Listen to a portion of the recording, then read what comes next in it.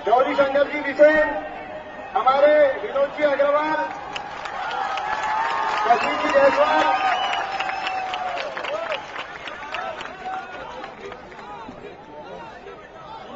अब मैं मार्गदर्शन करने के लिए आमंत्रित करता हूं भंडारा गोंदिया लोकसभा क्षेत्र के माननीय खासदार नानाभाऊ पटोले कि वे अपना मार्गदर्शन करेंगे।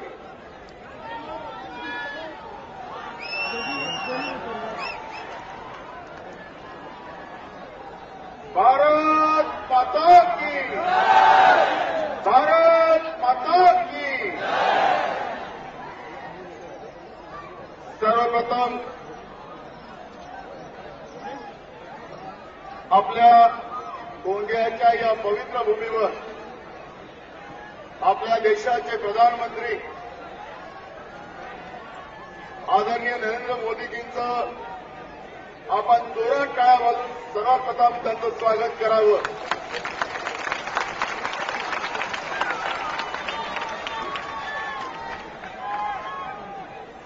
मैं आदरणीय मोदी जी का मेरे भंडारा गोंदिया जिले के संसदीय क्षेत्र में मैं उनका तहे दिल से स्वागत करता हूं। और आज भंडारा और गोंदिया जिले के हमारे साथ जो भारतीय जनता पार्टी के अधिकृत उम्मीदवार हैं, उनके प्रचार के लिए वो यहां पर आए हैं। और निश्चित रूप से हमारे साथों भारतीय जनता पार्टी के विधायकों को जिताने की सभी कार्यकर्ता को मजबूती से जिताने की अब पूरी ताकत लगा के सातों के सातों विधायक चुनाव की जवाबदारी अपनी ज्यादा बढ़ गई है।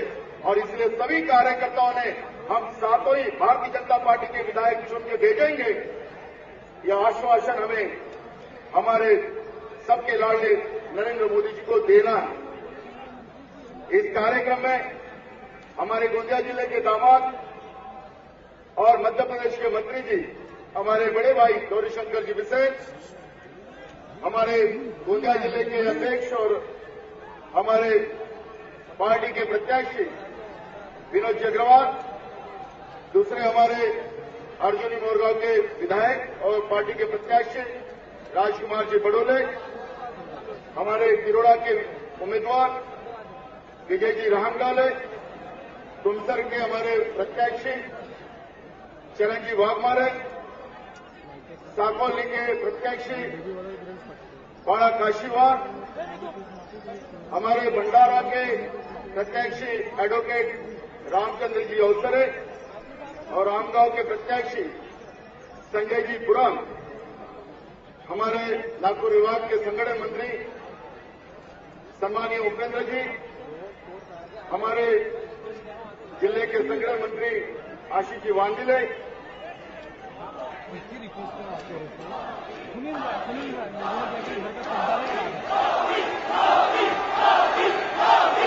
मोदी जी का आदरणीय मोदी जी का भाषण शुरू होने के बाद आपकी शुरुआत वैसी होना चाहिए। पहली बार, क्योंकि हम सब लोगों ने चुनाव के समय में हमारे गोंदिया भंडारा जिले के प्रचार में वो आने वाले थे, पर हमारे विरोधियों ने कहा था कि हम चाहेंगे तभी मोदी जी इस शहर में आएंगे, नहीं तो नहीं आएंगे। और वही आज हमारे प्रधानमंत्री जी को कहते हैं कि सपने बेचने वाले झूठ बोल के उन लोगों ने देश में सत्ता ली। मैं आदरणीय मोदी जी को कहना चाहूंगा कि अगर वो आपको सपना बेचने वाला कहते हैं, तो मुझे देश बेचने वालों को, जिन लोगों ने 10 साल इस देश को बेचने का काम किया, वो लोग ही आज आपको सपना बेचने का काम बताते हैं, उनको अब उनकी जगह दिखाने का समय आ गया है। महाराष्ट्र में भारतीय जनता पार्टी की सत्ता खुद के बलबूते पे आना चाहिए और इसलिए पूरे महाराष्ट्र में आदरणीय मोदी जी अपना दौरा कर रहे हैं। गए 2 महीने में देश में जो निर्णय लिया, दुनिया में जाके अपने देश का नाम ऊंचा किया। आज पूरा देश, पूरी दुनिया अपने भारत की तरफ, अपने हिंदुस्तान की तरफ एक अच्छी नजर से देखे। और ऐसे समय में आज ये महाराष्ट्र का चुनाव हमारे लिए बहुत महत्व का है। मैं आप लोगों को एक सामने ज्यादा वक्तव्य नहीं करता, इतना ही कहूंगा कि हमारा ये पिछड़ा जिला है और ये पिछड़े जिले को विकास की प्रवाहधारा में लाने का काम मोदी जी के माध्यम से निश्चित रूप से होने वाला है। हम जिस मध्य भारत में रहते हैं, उस मध्य भारत में हम रहते हैं, हम जिस मध्य भारत में रहते हैं, आप आपने देखा होगा कि गैस सिलेंडर, पेट्रोल, डीजल आज हम लोगों को बंबई से लाना पड़ता है। ट्रांसपोर्टिंग चार्जेस की वजह से वो हमारे यहां के लोगों को महंगा पड़ता है। मैंने पेट्रोलियम मिनिस्टर धर्मेंद्र जी प्रधान को मैंने उस तरफ का एक प्रस्ताव भी दिया कि हमारे गोंदिया भंडारा जिले में पेट्रोकेमिकल रिफाइनरी हमारे गोंदिया जिले में आना चाहिए और निश्चित रूप से आप मुझे सहकार्य करेंगे, जिससे मध्य प्रदेश, छत्तीसगढ़ और यहां पे निश्चित रूप से रोजगार की एक संधि हम लोग हमारे युवाओं को दे सकेंगे। हमारा एरिया ये किसानों का एरिया है और आज खेती में हर साल निसर्ग की वजह से और महाराष्ट्र की सरकार जो हमारे राज्य को अंधेरे में डुबा के रखी है, आज हमारे किसानों को अगर बिजली चाहिए तो महाराष्ट्र में सरकार को बिजली देने का आज भी सुविधा नहीं। पूरा महाराष्ट्र अंधेरे में लाके रखा है और सबसे बड़ा कलंक इस महाराष्ट्र में इन लोगों ने लगाया है कि आज महाराष्ट्र में राष्ट्रपति राजवट शुरू हो गई और राष्ट्रपति राजवट की वजह से आज जो भी निर्णय लोगों के लेने के लिए वो नहीं ले सक रहे और उसकी वजह से आज सबसे बड़ा प्रश्न हमारे किसानों का हमारे महाराष्ट्र में बना है। मैं मोदी जी को इस माध्यम से बताना चाहता हूं कि निश्चित रूप से हर साल निसर्ग के माध्यम से हमारा किसान अड़चन में आता है। मैं एक नेशनल डेयरी प्रोजेक्ट के बारे में, वो भी हमारे कृषि मंत्री राधा मोहन जी को मैंने उसका भी एक प्रस्ताव दिया है और इस माध्यम से हमारे भंडारा गोंदिया जिले के नहीं तो हमारे छत्तीसगढ़ और मध्य प्रदेश के भी किसानों का बहुत बड़ा फायदा हो सकता है। आने वाले दिनों में निश्चित रूप से विकास के माध्यम से अपन गोंदिया और भंडारा जिले को मुख्य धारा में लाने की कोशिश तुम्हारा सांसद करके निश्चित रूप से आदरणीय मोदी जी के माध्यम से मैं करने वाला हूं। लेकिन मैं आप लोगों को जिस आशा के साथ, जिस मकसद के लिए मुझे आप लोगों ने चुन के दिया है, वो आशा और मकसद पूरा करना है तो गोंदिया और भंडारा जिले के सातों विधायक जो आदरणीय मोदी जी के विचारधारा से महाराष्ट्र में मोदी जी के विचारधारा की सरकार बनाना हम सब के लिए आज जवाबदारी है। और मुझे विश्वास है कि महाराष्ट्र में जो एजुकेशन का इन लोगों ने व्यापारीकरण करके रखा है, हमारा पूरा महाराष्ट्र आज अंधेरे में डुबा के रखा है, हमारे किसान को आत्महत्या करने को बाध्य किया है, हमारे बेरोजगार को हमेशा बेरोजगार रखने का काम 15 साल से इस महाराष्ट्र में चल रहा है। मेरे गरीब को मकान देने में भी अड़चन करने का काम किया जाता है। मेरे जो वनाधिकार समिति के माध्यम से मेरे गरीबों को जमीन का अधिकार मिला, वो भी छीनने का काम महाराष्ट्र की सरकार ने किया। वो निराधार के पैसे हमारे गरीबों को जो मिलते हैं, जो केंद्र सरकार के माध्यम से आते हैं, वो गरीबों को 6-6 महीना पैसा मिलने नहीं देते। और ऐसे अत्याचारी कांग्रेस और राष्ट्रवादी की सरकार को, और जो अपने आप को हम कोई भी पार्टी के नेता, किसी भी पार्टी को हम चला लेंगे, ऐसी भाषा जो का उपयोग हमेशा इस गोंदिया शहर में करते हैं, उनको सही जवाब देने का काम हमारा कार्यकर्ता मोदी जी के विचारधारा के साथ भारतीय जनता पार्टी के सभी उम्मीदवार को चुना के लाएगा। यही विश्वास मैं यहां रखता हूं।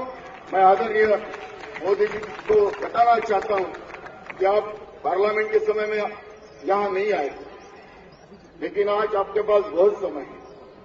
आपको सुनने के लिए बाहर में भी इससे 3 गुना लोग बाहर में भी खड़े हैं। जिस शहर में हम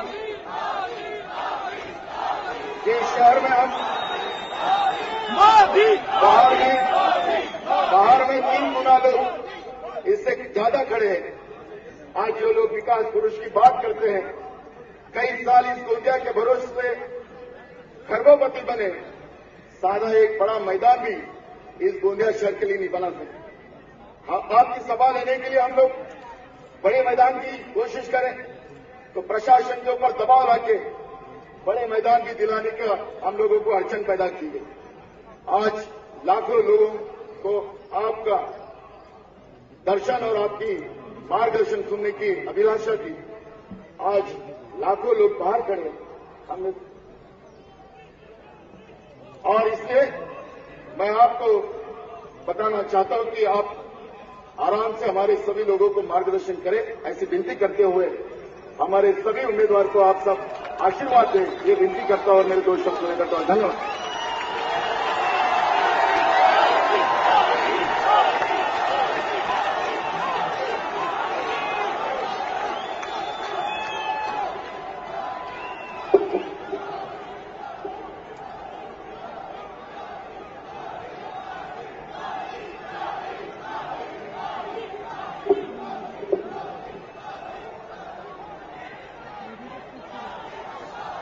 भारत माता की। मंचावर बसलेले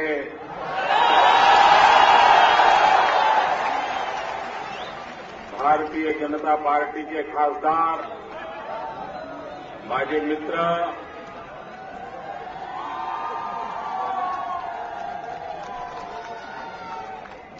श्री नानाभाऊ, श्री विनोद अग्रवाल जी, श्री कशिश जायसवाल जी, उपेंद्र जी, और इस चुनाव में भारतीय जनता पार्टी के उम्मीदवार विनोद अग्रवाल हमारे जिला के अध्यक्ष भी है और यहां के उम्मीदवार भी है, श्री विजय रांगड़े जी, श्री राजकुमार पड़ोले जी,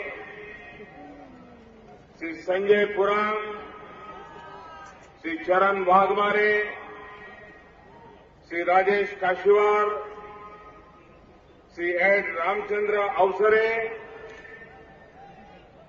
और विशाल संख्या में पधारे हुए गोंदिया के प्यारे भाइयों और बहनों,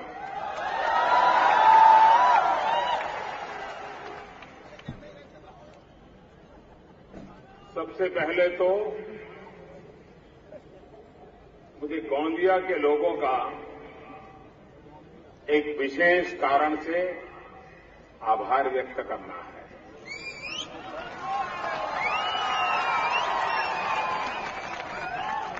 मुझे उनका धन्यवाद करना है और मुझे उनको अभिनंदन भी करना है। जब लोकसभा का चुनाव चल रहा था, हमारे मित्र नानाभाऊ मेरे पीछे पड़े थे, आप गोंदिया आइए वरना मैं चुनाव हार जाऊंगा, आपको जरूर आना चाहिए। मैंने कहा नानाभाऊ आप मुझसे भी ज्यादा लोकप्रिय हैं, आप जीत जाएंगे। नहीं बोले वो एनसीपी का नेता खरबों रुपये खर्च करता है। मैंने कहा खरबों की चिंता मत कीजिए, आप लोगों के बीच चले जाइए, आप चुनाव जीत जाएंगे। मैंने ये नानाभाऊ को कहा था, आपका पर भरोसा रख करके कहा था। मुझे विश्वास था कि गोंदिया कभी मेरा भरोसा नहीं तोड़ेगा और जो मैं सोचता था वही आपने करके दिखाया। मैं आ नहीं पाया था, उसके बावजूद भी आपने इतनी प्रेम वर्षा की, नानाभाऊ को विजयी बना करके दिल्ली भेज दिया भाई।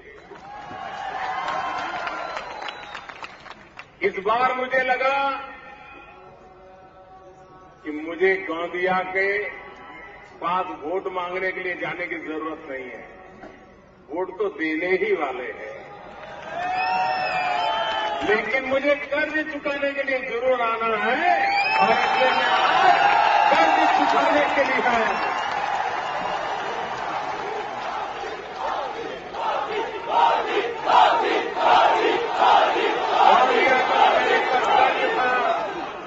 वो आज कर्ज चुकाने के लिए मैं मौजूद हूं आपके पास। यहां मंच पर खासदार भी हैं, आमदार भी है और मेरे जैसा कामदार भी है।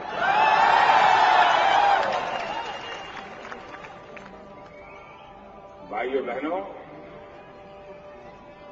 मुझे अभी समझ नहीं आ रहा है कि एनसीपी का जन्म हुआ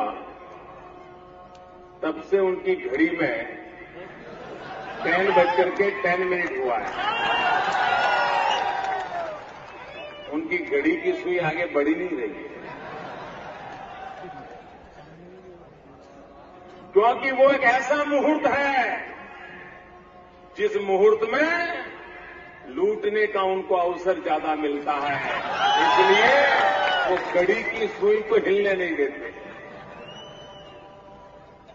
भाइयों बहनों, आपको निर्णय करना है। क्या महाराष्ट्र को ऐसे ही रखना है क्या? क्या हमारे विदर्भ को ऐसे ही रखना है क्या? हमारे इस गोंदिया इलाके के आदिवासी भाइयों बहनों को ऐसे ही रखना है क्या? बगल में छत्तीसगढ़ में हम लोग बैठे हैं। आप लोगों का तो छत्तीसगढ़ के साथ रोज का नाता है। मुझे बताइए, छत्तीसगढ़ आगे निकल गया, महाराष्ट्र छत्तीसगढ़ से भी पिछड़ क्यों गया? छत्तीसगढ़ में भाजपा की सरकार को तो बड़ी मुश्किल से अभी 10 साल हुआ है, यहां 15 साल से कांग्रेस और एनसीपी के लोगों ने लूट मचा रखी है, लूट मचा रखी है, कुछ नहीं छोड़ा। आप मुझे बताइए, कोई एक ऐसा क्षेत्र बता दीजिए जहां पर आपको भ्रष्टाचार की बदबू ना आती हो, ऐसा कोई क्षेत्र बचा है क्या? महाराष्ट्र के चप्पे चप्पे को लूट लिया गया, कोने कोने को तबाह कर दिया है, जन जन को निराश कर दिया। जो लोग करगिल की शहीद विधवाओं का मकान लूट लेते हैं, जो लोग किसानों का पानी लूट लेते हैं, जो लोग घरों की बिजली लूट लेते हैं, जो लोग नौजवानों का रोजगार लूट लेते हैं, जो लोग समाज के आशा और अरमानों को तबाह कर देते हैं, ऐसे लोगों के हाथ में महाराष्ट्र नहीं दिया जा सकता। मेरे भाइयों बहनों, नहीं दिया जा सकता।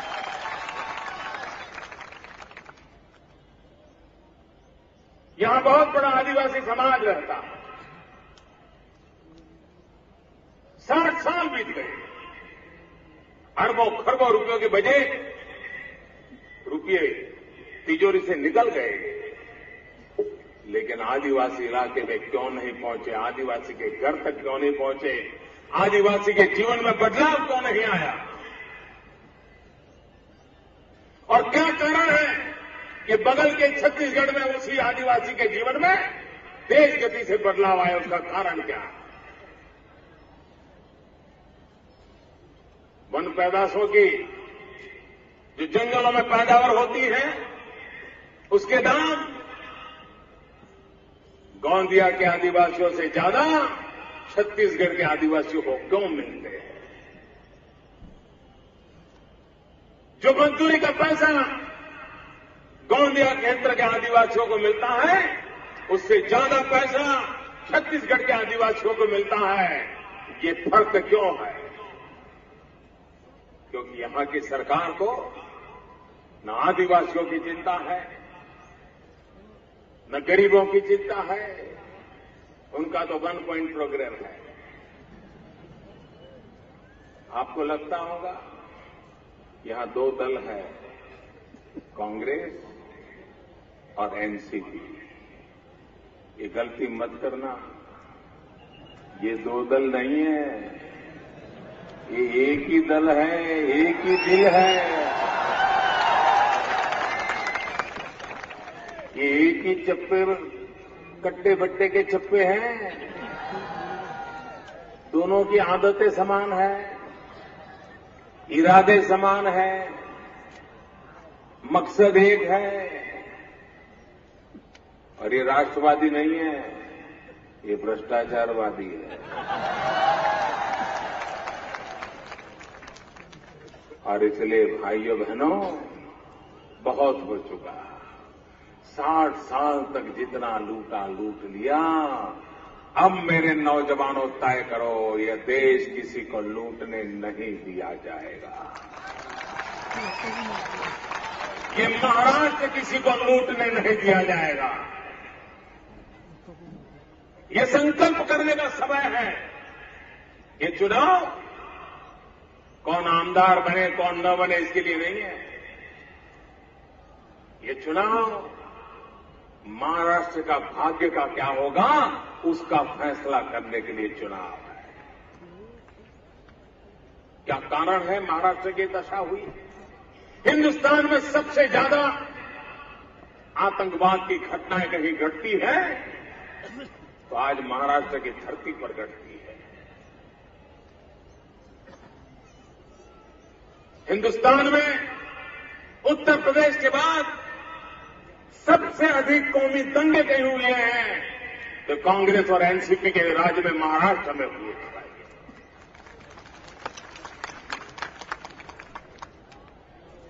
क्या उनकी कोई जिम्मेवारी नहीं है? ये कांग्रेस के नेता, एनसीपी के नेता 10 साल तक दिल्ली में सरकार चलाई, 15 साल तक यहां चलाई। कृषि मंत्री दिल्ली में बैठे थे शरद पवार,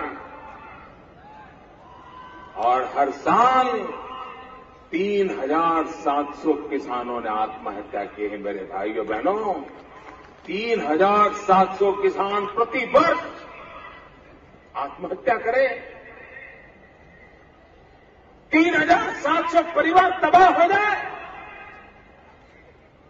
माताएं बहनें विधवा हो जाए, बच्चे अनाथ हो जाए, और कांग्रेस और एनसीपी की आंख में से आंसू तक न टपके, ऐसी निर्दयी सरकार हिंदुस्तान के किसी कोने में नहीं है भाइयों। और इसलिए मैं आज कहने आया, आप मुझे बताइए, आपको बिजली मिलती है क्या? मिलती है क्या? ये लोग कैसे हैं देखिए, ये लोग 60 साल से देश चला रहे हैं और मेरे 60 दिन का हिसाब मांग रहे हैं। अरे पहले तुम्हारे 60 साल का हिसाब दो, फिर मोदी से 60 दिन का हिसाब मांगो। लेकिन मैं जनता जनार्दन को हिसाब देने के लिए तैयार हूं, पल पल का हिसाब देने के लिए तैयार हूं, पाई पाई का हिसाब देने के लिए तैयार हूं। हम जनता से बंधे हुए हैं। जनता जनार्दन हमारा हाई कमांड है और इसलिए हम तो जन सेवा, यही प्रभु सेवा, इसी मंत्र को लेकर के पले बड़े हुए हैं। भाइयों बहनों, गुजरात के अंदर एक नर्मदा योजना है, सरदार सरोवर डैम। 60 साल हो गए काम चल रहा है। क्यों? भारत सरकार परमिशन देने में कोताही बरतती है। मैं लड़ाई कर करके परमिशन लेता था, कभी 5 मीटर ऊपर जाने की, कभी 7 मीटर ऊपर जाने की, कभी 11 मीटर ऊपर जाने की। लेकिन 2005 के बाद उन्होंने तय कर दिया ये मोदी को परमिशन नहीं देनी चाहिए, परमिशन देना बंद कर दिया। तब मैं गुजरात का मुख्यमंत्री था। उस योजना को अधूरी रखने के कारण कांग्रेस ने महाराष्ट्र के साथ कितना बड़ा अन्याय किया है, वो जानकारी मैं गोंदिया के नागरिकों को देना चाहता हूं। वो प्रोजेक्ट अगर पूरा हो गया होता, हर वर्ष 400 करोड़ रुपए की बिजली मुफ्त में महाराष्ट्र को मिलने वाली थी।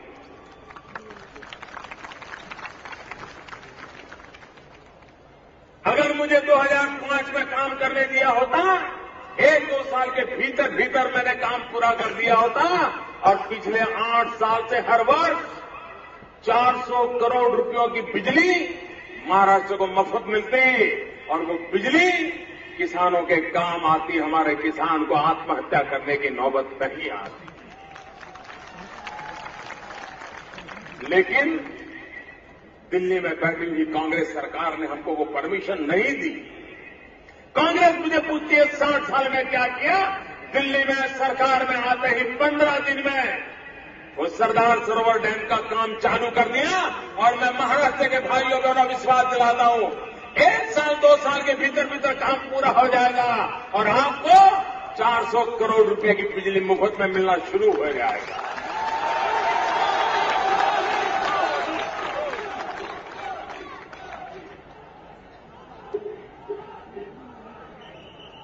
काम कैसे होते हैं भाइयों बहनों? इनका एक ही काम रहा, अपना जेब भरो। आपका कुछ भी हो, उनका काम चलता रहे। और ये सब बेपरवाह लोग हो गए, लाज शर्म तक नहीं रही, उनको कोई संकोच नहीं हो रहा है। और इसलिए भाइयों बहनों, मैं आज आपसे आग्रह करने आया, महाराष्ट्र को तबाही होने से बचाना है तो आप लोगों को एक पूर्ण बहुमत वाली स्थिर सरकार चुनना जरूरी है। यूटी वाला जमाना समाप्त हो चुका भाइयों। अब महाराष्ट्र को आगे बढ़ना है तो पूर्ण बहुमत वाली सरकार चाहिए। आपके पड़ोस में छत्तीसगढ़ पूर्ण बहुमत से 10 साल से काम कर रहे हैं, तेज गति से आगे बढ़ रहे हैं। आपके बगल में मध्य प्रदेश पूर्ण बहुमत के साथ काम कर रहे हैं, तेज गति से आगे बढ़ रहे हैं। बीमारू राज्य गिने जाते थे, बीमारू से बाहर आ गए। महाराष्ट्र भी हिंदुस्तान का नंबर 1 राज्य बन सकता है भाइयों, नंबर 1 राज्य बन सकता है।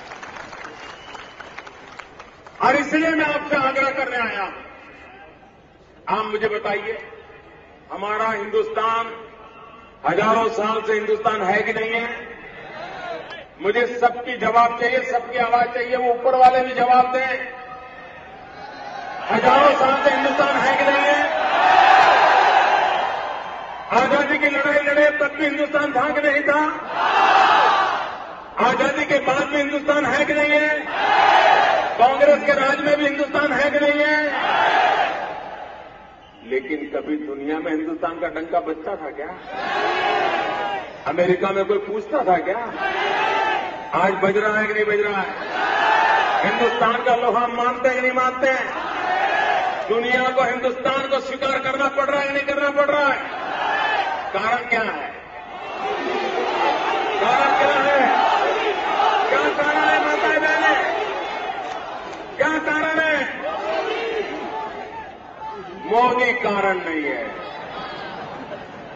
ये मोदी का जादू नहीं है, नहीं ये मोदी का करिश्मा है। ये तो 125 करोड़ देशवासियों की ताकत है। यह आपकी ताकत है जिसके कारण आज दुनिया में हिंदुस्तान का लोहा मानने लगे हैं। वो ताकत कौन सी है? 125 करोड़ देशवासियों ने लोकसभा के चुनाव में 30 साल के बाद पहली बार पूर्ण बहुमत के साथ भारतीय जनता पार्टी को विजयी बनाया।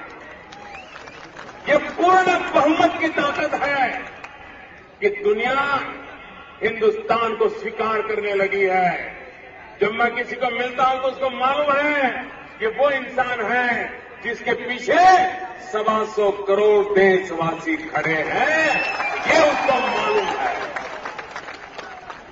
भाइयों बहनों, पूर्ण बहुमत की ताकत क्या होती है, ये मैं सारी दुनिया में देख रहा हूं।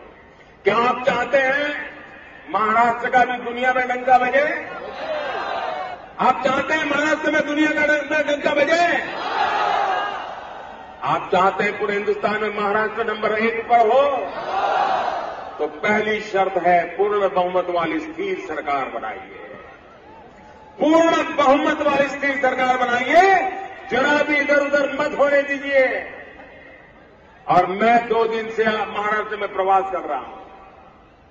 हमारे कांग्रेस के नेता, मैं जब अमेरिका था तब मैंने समाचार पढ़े, वो चिल्ला रहे थे, एनसीपी के नेता चिल्ला रहे थे, शरद राव चिल्ला रहे थे, ये प्रधानमंत्री को क्या जरूरत है इतना समय खराब करके महाराष्ट्र आने की? प्रधानमंत्री महाराष्ट्र क्यों आ रहे हैं? क्या उनको मुख्यमंत्री बनना है क्या? मैं हैरान था। मैंने कहा मैं यार इतनी बार महाराष्ट्र गया, गोंदिया भी गया, नासिक भी गया, हर जगह पे गया, लेकिन कभी इस प्रकार से तो कोई बोलते नहीं थे। आज क्यों बोल रहे हैं? मुझे समझ नहीं आता था ऐसा क्यों कर रहे हैं। लेकिन कल से जब से मैंने बीड़ से यात्रा शुरू की है, हर जगह पे ये जन सैलाब मैंने देखा है, तब मुझे पता चला उनको डर किस बात का लग रहा है। उनको डर किस बात का लग रहा है? ये डर मोदी का नहीं है, उनको डर आपका लग रहा है, आपका डर लग रहा है, कांप रहे हैं। ये शरद राव है ना, बड़े चतुर है। देखिए, खुद तो लोकसभा लड़े नहीं, उनको पता था नैया डूबने वाली है, राज्यसभा में चले गए और प्रफुल्ल को बलि का बकरा बना कर लड़ा दिया।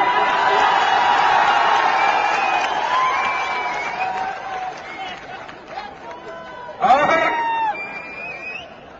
अभी 10 साल तक कांग्रेस के साथ बराबर चोर लुटेरे भाई भाई, चोर लुटेरे भाई भाई, चोर लुटेरे भाई भाई,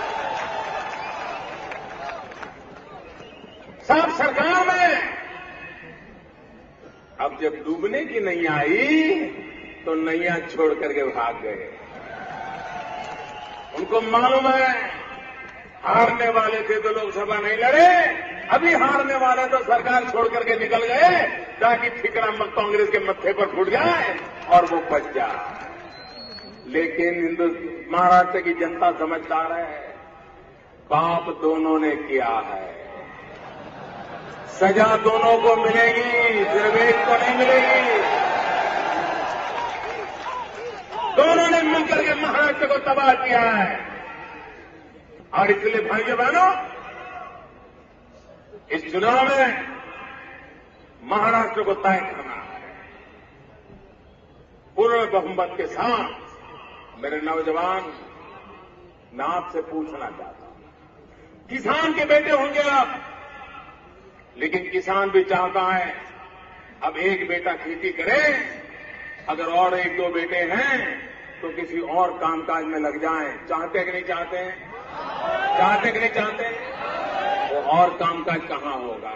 अगर कारखाने नहीं लगेंगे तो नौजवानों को रोजगार कहां से मिलेगा? और इसलिए मेरे भाइयों बहनों, उद्योगों का विकास होना जरूरी हो गया है। मैंने मेक इन इंडिया का अभियान चलाया है। दुनिया को कहा लगाइए, पूंजी लगाइए, कारखाने लगाइए। हमारे नौजवानों में ताकत है, सस्ते से सस्ता, अच्छे से अच्छा प्रोडक्ट बना करके दे देंगे, दुनिया के बाजार में जाकर के बिकने लग जाएगा।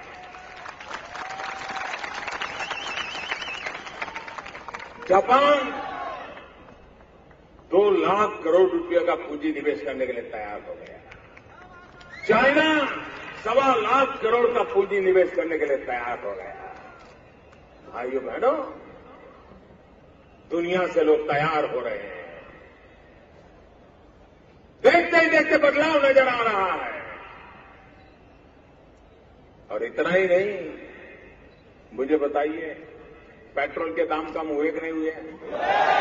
हुए कि नहीं हुए? डीजल के दाम कम हुए कि नहीं हुए? लेकिन कांग्रेस वालों को पता नहीं है। पता नहीं है, उसका कारण मालूम है? पता नहीं उसका मालूम क्या है, क्योंकि उनकी गाड़ियों का पेट्रोल का बिल पुराने वाला बनाया जाता है ताकि पैसे जेब में डाल पाए ना, इसलिए मालूम उनको मालूम ही नहीं है कि दाम घट गया। और कांग्रेस वाले पूछते हैं मोदी महंगाई कम हुई कि नहीं हुई? 5 साल में पहली बार इन्फ्लेशन का रेट नीचे आया, 5 साल में पहली बार आया, और 60 के दिन के नीचे आता है तो आने वाले दिनों में और अच्छा होगा। यहां का किसान मेरा धान की खेती करता है, उसकी हालत क्या है? किसान बेमौत मर रहा है, सरकार को योजना नहीं कर पाई है। भाइयों बहनों, मैंने एक लंबी योजना के साथ काम प्रारंभ किया और मैं किसानों को विश्वास दिलाता हूं, किसान को उनकी मेहनत का कमाई पूरी हो, उसके लिए मेरी दिल्ली में बैठी हुई सरकार प्रतिबद्ध है। और आने वाले दिनों में आप देखोगे एक के बाद एक कदम आपके फायदा में जाने वाले हैं। ये हमारा गोंदिया क्या विकसित शहर नहीं बन सकता है क्या? क्या नासिक पुणे की बराबरी नहीं कर सकता क्या? क्या कमी है आप में? कोई कमी है क्या? मुसीबत यही है कि आपने ऐसे नेताओं को यहां बिठाया है, उसी के कारण आप वही के वही रह गए। उनकी घड़ी भी 10 से 10 आगे नहीं बढ़ती है और आपकी जिंदगी भी आगे नहीं बढ़ती है। इसलिए मैं कहता हूं उसको छोड़ो। भाइयों बहनों, इस तबाही के मंजर से महाराष्ट्र को बाहर निकालना है। आप मुझे बताइए, दिल्ली की सरकार कितना ही भला करना चाहे, लेकिन अगर यहां की सरकार फाटक बंद करके बैठ जाए तो मैं कुछ कर पाऊंगा क्या? कर पाऊंगा क्या? यहां के तो मुख्यमंत्री जो अब तो रहे नहीं हैं, वो तो मेरे साथ मंच पे कुर्सी पर बैठने से ही डरते थे, बोलो आना ही बंद कर दिया। अगर ऐसे लोग हैं तो दिल्ली सरकार और राज्य सरकार मिलकर के कैसे काम करेंगे? हम तो टीम इंडिया का मूड लेकर के काम कर रहे हैं। केंद्र हो राज्य हो, मिलकर के काम करें, हिंदुस्तान को आगे बढ़ाएं, ये सपना लेकर के हम चलने वाले लोग। और इसलिए मैं आपसे आग्रह करता हूं, आप भारतीय जनता पार्टी की सरकार बनाइए, भारतीय जनता पार्टी की पूर्ण बहुमत वाली सरकार बनाइए, और 5 साल के बाद इसी गोंदिया की धरती पर आकर के मैं हिसाब देने के लिए तैयार हूं। मैं वादा करके जाता हूं भाई, यहां के आदिवासियों की जिंदगी में बदलाव लाऊंगा, यहां के किसानों की जिंदगी में बदलाव लाऊंगा, यहां के नौजवान को रोजगार मिले, इसके लिए मैं पूरा प्रयास करूंगा। ये मैं वादा करने आया हूं आपसे।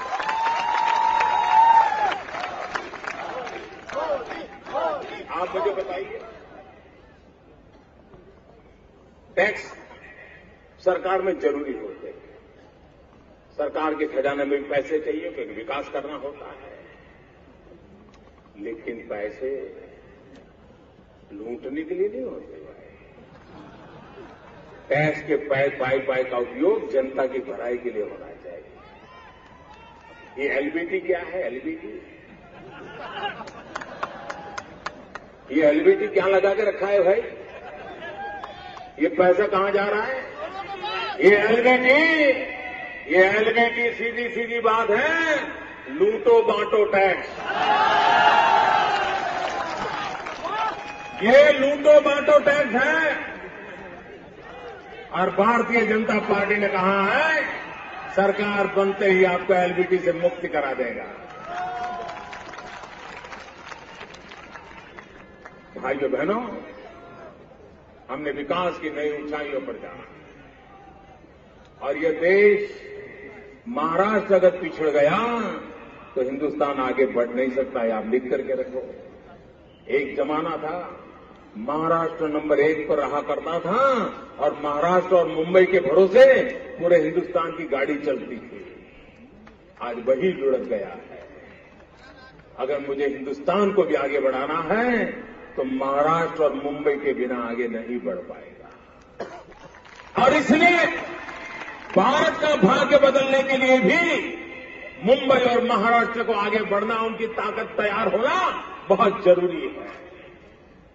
भाइयों बहनों, विकास के सिवाय समस्याओं का कोई समाधान नहीं है। माओवाद का समाधान भी विकास के माध्यम से होगा। और मैं माओवाद के रास्ते पर गए हुए नौजवानों को कहना चाहता हूं, इस धरती को खून से लाल करके आप चैन की नींद से नहीं सो पाते होंगे। अब कितने ही निर्दोषों को मारते होंगे, लेकिन खुद चैन से रात को सो नहीं पाते होंगे। कंधे पर से एक दिन के लिए बंदूक नीचे उतारो, हर कंधे पर रख करके देखो और इस धरती को हरियाली करके देखो, आपको चैन की नींद आना शुरू हो जाएगा। आपकी भी बेचैनी जाएगी, समाज की भी बेचैनी जाएगी। कंधे पर बंदूक रखने से दुनिया नहीं बदलती है, दुनिया बदलती है कंधे पर हल रखने से। हाथ में पिस्तौल रखने से दुनिया नहीं बदलती है, दुनिया बदलती है हाथ में कलम लेने से दुनिया बदलती है।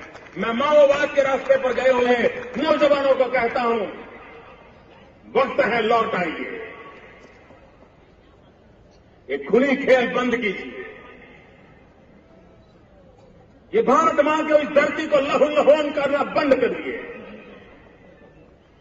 ये हरियाली भारत मां बनाइए, बच्चों को पढ़ाइए, हाथ में कलम उठाइए, देश का भाग्य बदलने में भागीदार बनिए। हिंसा के रास्ते पर दुनिया में कोई कभी कहीं सफल नहीं हुआ, और ये तो महात्मा गांधी, भगवान बुद्ध की भूमि है। और इसलिए समय की मांग है कि हम सबका साथ सबका विकास, सर्वजन हिताय सर्वजन सुखाय, इस मंत्र को लेकर के महाराष्ट्र के जीवन को बदलने का संकल्प लेकर के इस बार चुनाव में मतदान करें। महाराष्ट्र के भाग्य को बदले दोस्तों, और मैं आपको भरोसा देता हूं आपके सपने पूरे होंगे। आप इस 15 तारीख को हम पर भरोसा कर दीजिए।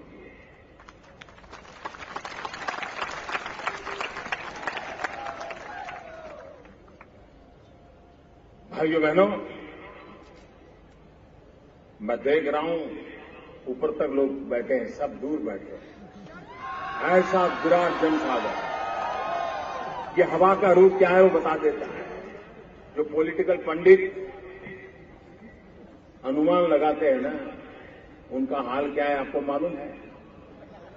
जब लोकसभा का चुनाव हुआ तो पॉलिटिकल पंडित कहते थे भाजपा को 125 सीट मिलेगी, फिर थोड़े दिन गए कहने लगे 150 मिलेगी, फिर थोड़े दिन गए कहने लगे शायद 175 मिल जाए, फिर कहने लगे नहीं शायद 182 तक पहुंच जाएंगे, पहले वाली स्थिति पे आ जाएंगे। इससे आगे बढ़ने को कोई तैयार नहीं था, क्योंकि पॉलिटिकल पंडितों को बदली हुई हवा के रूप का पता नहीं है। पुराने पैरामीटर बदल चुके हैं।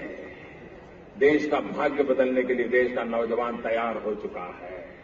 वो देश को लूटने देना नहीं चाहता है।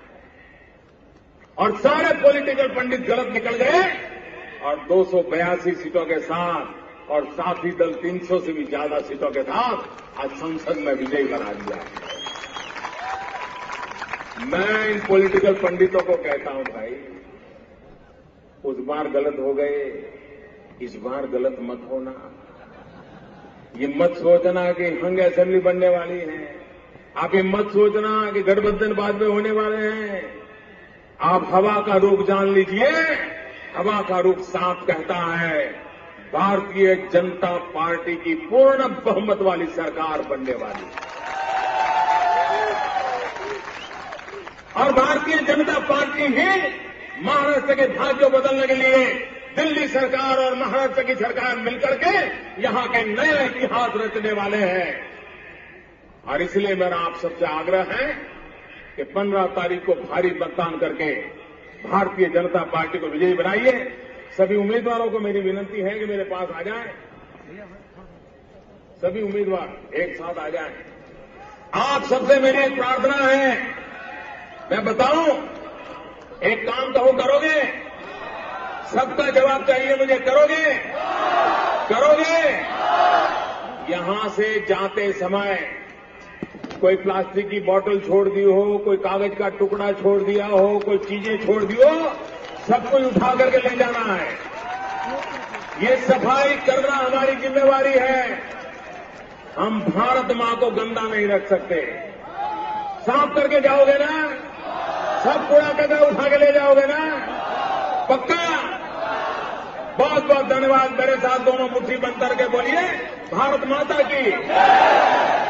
पूरी ताकत से बोलिए, भारत माता की, भारत माता की, भारत माता की।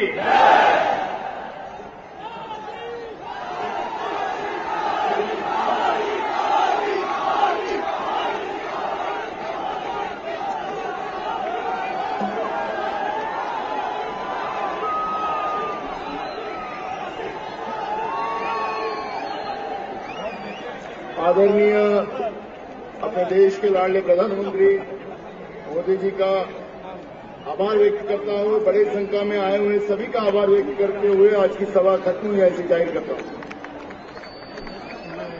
एक सूचना है, महिलाएं कृपया शांति बनाए रखे। पहले पुरुषों को निकलने दें। महिलाओं की व्यवस्था इधर से की गई है। वीआईपी निकलने के बाद में महिला इधर से जाएगी। शिव छत्रपति का आशीर्वाद, शिव छत्रपति का आशीर्वाद। बोलो भारत माता की, बोलो भारत माता की।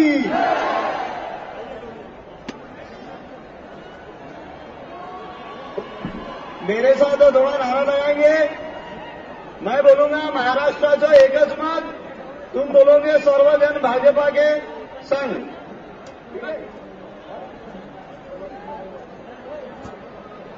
भाजपाला पूर्ण बहुमत।